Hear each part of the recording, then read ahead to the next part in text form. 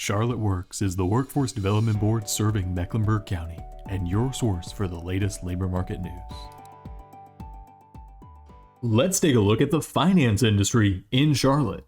And starting with, where are those jobs throughout the county? So here, this map on the screen, you can see the concentration of finance and insurance jobs throughout Mecklenburg County. So you see that strong concentration in the Ballantyne, South Park, South End areas. Obviously, Uptown is our number one area for these jobs. And then again, a strong concentration up in the university area in that 28262 zip code. If we look at the summary of this industry, we can see we're above the national average in terms of the number of individuals employed and the number of monthly job postings on average, and right at the national average in terms of the earnings per job. So we see just over 86,000 individuals are employed in this industry, earning just over $170,000 a year, and there are almost 3,000 job postings in this industry a month. So again, a lot of opportunity and a lot of postings monthly. And that makes sense when we look at the growth of this industry over time. You can see back in 2017, we were just over double the national average for employment in this industry. And today we've surpassed that pretty significantly. We're almost 2.5 times the national average for employment in this industry, and projected to continue to grow and outpace the national average growth for this industry, as finance is obviously one of Charlotte's main industries. If we look at some of the general diversity summary statistics here, we can see this industry is below average national risk for retirements, with only 16,000 individuals age 55 or older in this industry. It's above average racial diversity, with over 32,000 racially diverse individuals employed in this industry, and below average gender diversity as compared to the national average for this industry, with just over 44,000 women employed in this industry.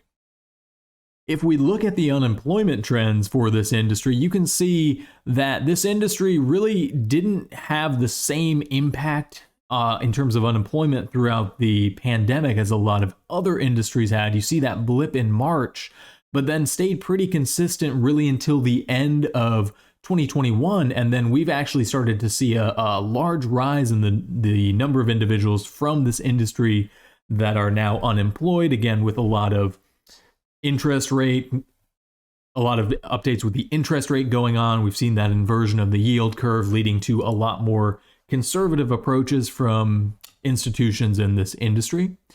If we look at the demographic details of this industry, we can see, again, you look at that core 25 to 54, age 54 individuals. If you look at that 25 to 34, I think that's about 14% of the population, and 16% of the population, and 22% of this industry.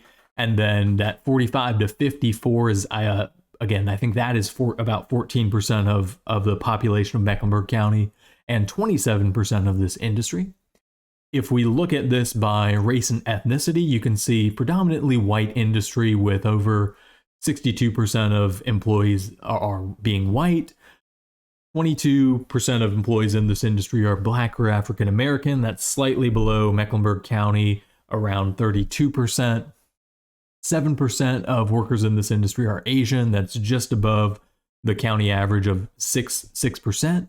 And then 5% are Hispanic or Latino. That's about half of Mecklenburg County's baseline demographic statistics. And then again, pretty even breakdown of males and females in this industry, 51% female. We look at the top occupations here. We see business and financial operations are the top occupation here. Office and administrative support, sales, and then obviously the related technical occupations, computer and mathematical, and management occupations coming in there. We look at the top employers and the top job titles that you would see on a job posting. You see Wells Fargo has the largest number of unique postings in the past 12 months, then Bank of America, then Truist, TIAA, and Humana. And if we look at the top job titles, again, we actually see a job from our technology sector, software engineers, as the top occupation in demand in the finance industry. And then technology infrastructure. So again, more technology focus for these banks embracing the digital space.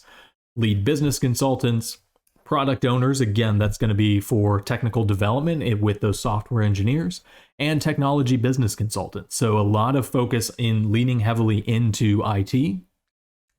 And if we look at the industry gain and drain, so where are people coming from when they enter this industry, and what industry are they going to when they leave?